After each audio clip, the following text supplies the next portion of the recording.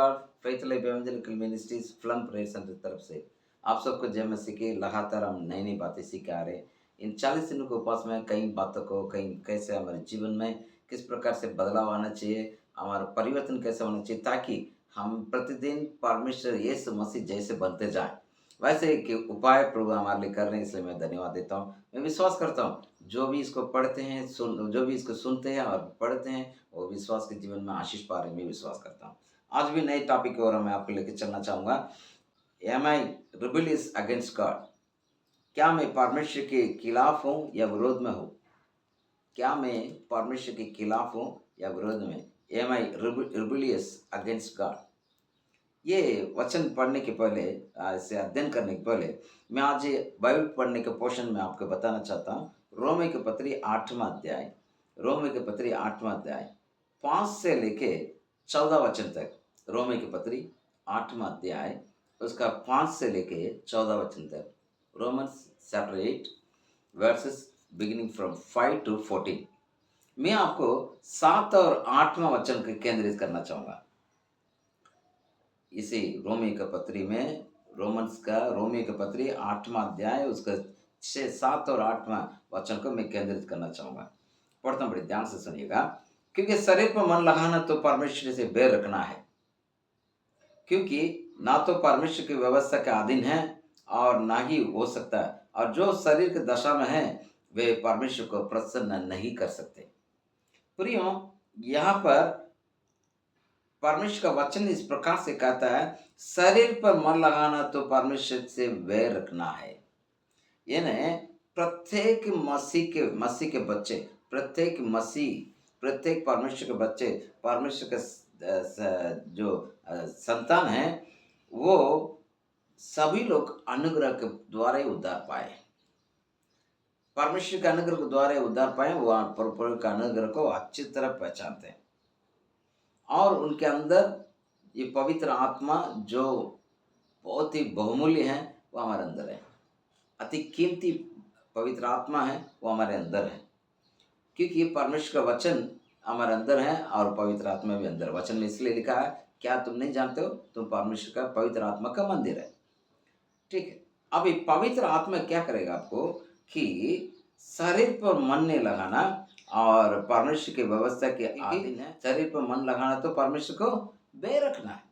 ये पवित्र आत्मा हमें बार बार समझाता जाता है और वो आपको डायरेक्ट करेगा, आपको दिशा निर्देश करता है कैसे हमें चलना है ना।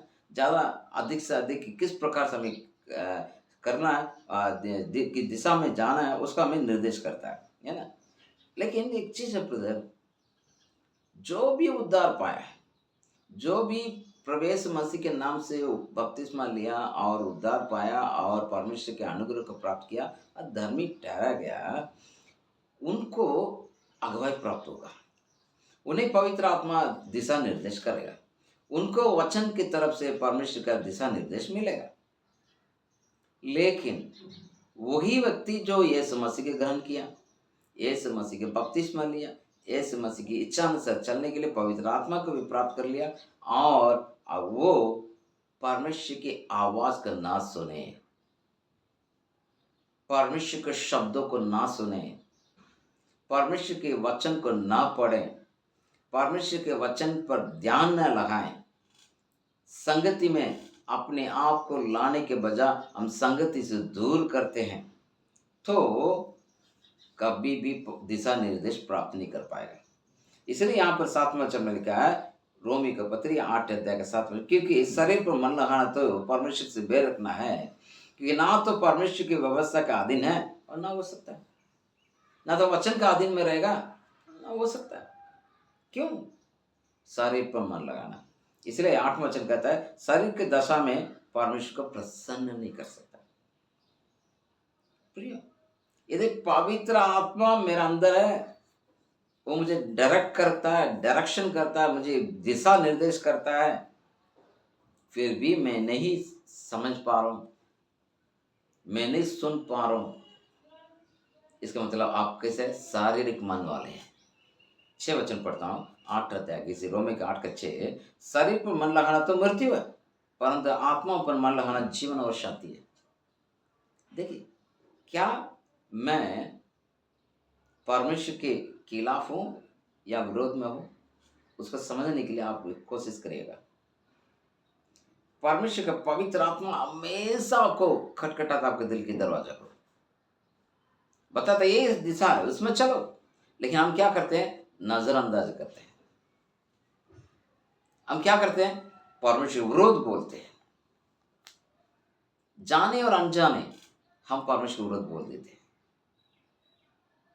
मैं आपको एग्जाम्पल बताता हूँ कैसे हम लोग शरीर पर मन लगा रहे हैं और परमेश्वर के बैर करते हैं। उसका बताता हूँ मैं आपको। मान लीजिए आज आज प्रार्थना है, आज आपको सीखने के दिन है, उस दिन बाइबल स्टडी है या आपके घर आपके आसपास वचन की प्रचार हो रहा है और वहाँ पर आपका आना जरूरी है, ऐसे कलीसिया लोग के लिए। लेकिन हम क्या करते हैं? उसी दिन कोई काम लेके चलते हैं। कोई कहता है मुझे मेरा अभी भी घड़ी रिपेयर हो गया, उसको घड़ी ठीक करना है। कोई कहता है नहीं बैंक का काम करना है। कोई कहता है मुझे बाजी लेना है। कोई कहता है मेरे घर के सामान लेना है। कोई कहता है मेरे घर में कुछ प्रॉब्लम हो गई इसलिए मैं जाना है। कोई कहता है बीमार हो गई इसलिए मैं जा रहा हूँ। आपको आत्मा क्लियर दिशा निर्देश करता है? नहीं। आप सामर्थ्य हो, आपके अंदर परमेश्वर का सामर्थ्य है। आप आज के दिन परमेश्वर के लिए करो और बाकी आपका जो जरूरत है वो प्रभु संभालेगा। और कल ले लेंगे या अभी तुरंत लेके चर्च में आ सकते हैं, तुरंत लेके प्रार्थना में हम भाग ले सकते हैं। लेकिन हम क्या करते हैं? कठिन करते हैं हृदय को। नहीं हो सकता है, मुश्किल है। बाइबल सुबह उठ के बाइबल और अध्ययन करना, प्रार्थना करना है। हम सब उठते हैं, प्रार्थना करते हैं, छोटा सा एक वचन पढ़ते हैं। इसलिए इस बार फेथ लाइफ इवेंजलिकल मिनिस्ट्री की तरफ से कैलेंडर में वचन नहीं डाला गया। नहीं तो क्या करते हैं? वचन को पढ़ते हैं, बस उसमें लिखा हुआ वचन पढ़ लेते हैं और निकल जाते हैं।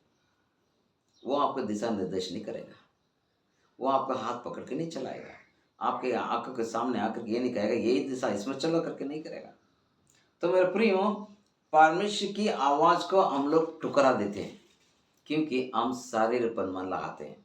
आपको एक और वचन पढ़ता हूँ, 9वां वचन पढ़ देखिएगा। परंतु जबकि ये नहीं, रोमी का 8 का 9, जबकि परमेश्वर का आत्मा तुम में बसता है तो तुम शारीरिक दशा में नहीं परंतु आत्मा की दशा में। यदि किसी में मसीह का आत्मा नहीं हो सकता है, नहीं हो तो उसका जन नहीं है। यदि मसीह तुम में है तो देह पाप के कारण मरी हुई है परंतु आत्मा धर्म के कारण जीवित है।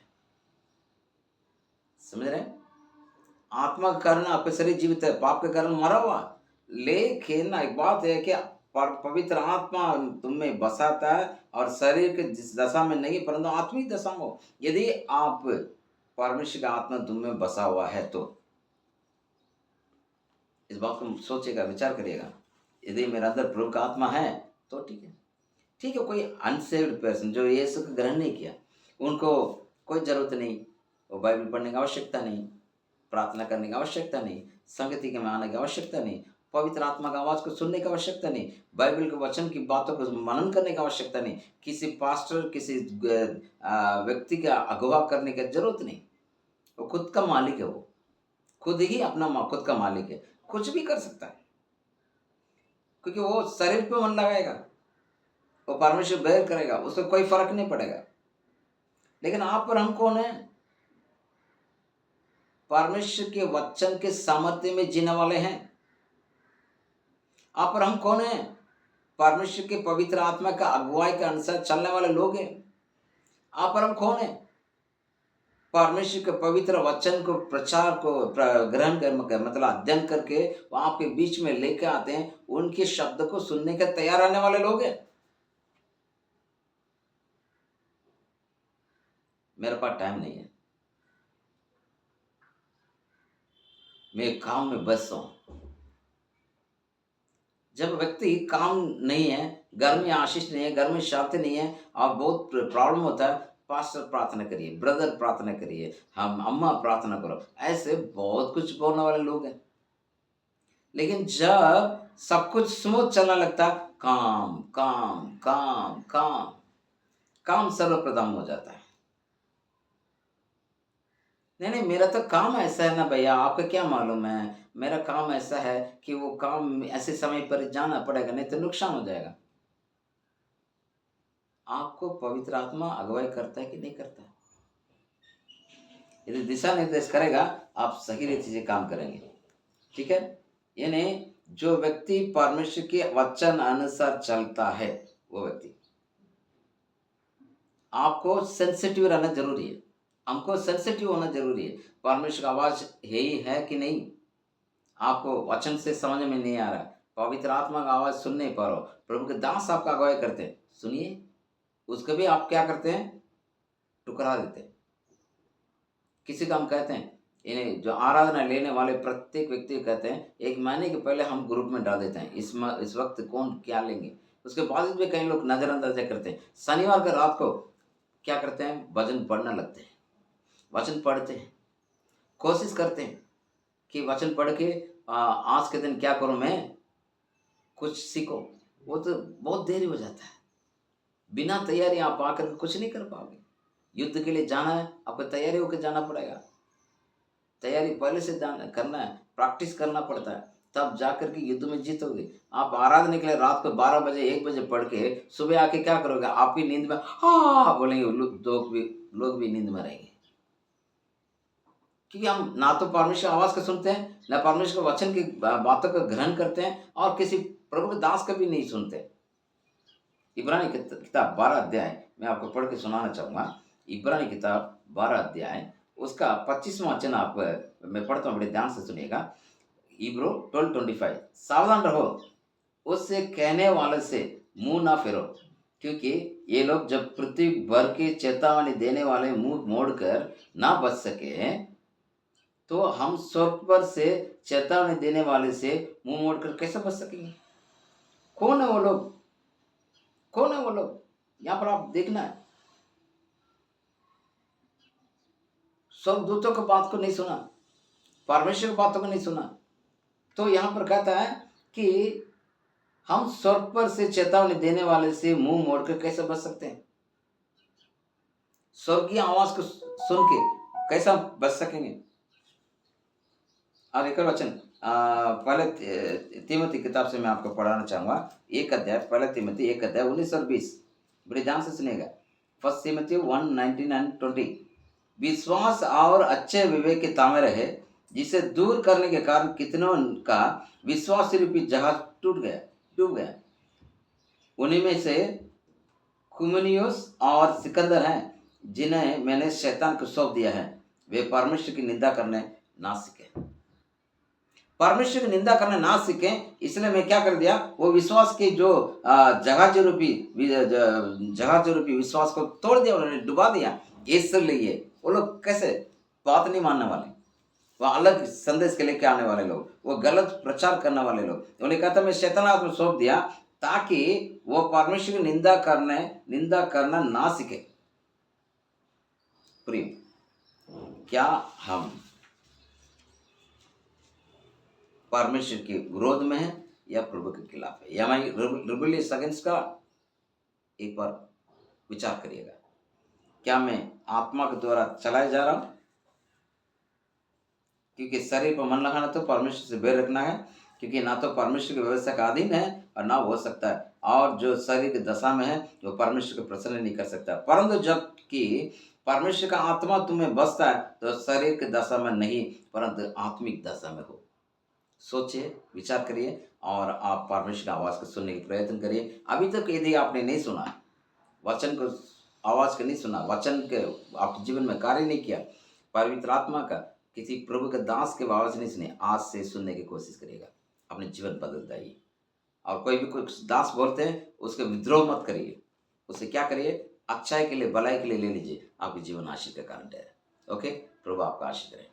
पिताजी धन्यवाद देते हैं, मेरे आवाज़ को सुनने वाले ना केवल फिल्म कलीसिया के लोग, प्रत्येक कलीसिया के लोग, जो भी प्रभु पादरी हैं, जो भी पिता परमेश्वर का अगुवा करने वाले हैं, दूसरा कलीसिया के लोग सुन रहे हैं, वे सब इस वचन के अनुसार जीवन बिताने में मदद करेगा। परमेश्वर के खिलाफ ना हो, और परमेश्वर की आवाज़ को सुनने वाले, आत्मा की आवाज़ को सुनने वाले, आत्मा की अगुवाई प्राप्ति करने वाले लोग में रहें, ताकि आशीष को पाएं। वैसे ही हमारे फिल्म के लोग रहेंगे। मैं विश्वास के साथ धन्यवाद देता हूँ। अभी तक कई लोग सुनकर आए, 90% कोई 10% वो भी बदलाव लाएँ। इस वचन के द्वारा वो जो 10% लोग जो सुनते नहीं, वो भी बदलाव में लाएँ। धन्यवाद देते हुए नाला सुपर आम बोले बाइंदर कलीसिया का आपका आत्मसमर्पण करते हुए प्रत्येक कलीसिया के लोग प्रभु परमेश्वर के अंग होने के नाते इन वचन के द्वारा अपने जीवन को बदलें। ऐसा करेंगे, इसे धन्यवाद देते हुए यीशु के नाम से प्रार्थना मांगते हैं, आमीन। जय मसीह के। और संडे के लिए अभी से तैयार हो जाएगा ताकि प्रभु आपसे बातें करें। Thank you so much, God bless you.